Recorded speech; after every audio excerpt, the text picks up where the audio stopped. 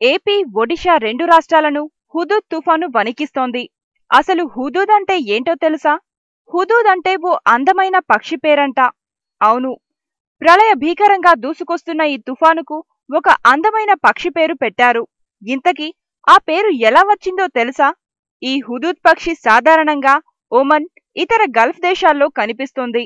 వాతావరణ శాఖ అధికారుల సమాచారం ప్రకారం ఈసారి తుఫానుకు పేరు పెట్టే అవకాశం ఒమన్ దేశానికి లభించింది. బంగాళాఖాతంతో పాటు అరేబియా సముద్రంలో వచ్చే తుఫాన్లకు ఆసియా దేశాలు పేర్లు పెడతాయి.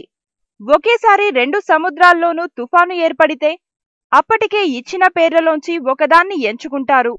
అలా ఈసారి ఒమన్ దేశానికి అవకాశం రావడంతో అక్కడ సాధారణంగా కనిపించే హుదూద్ పక్షి పేరును పెట్టేశారు.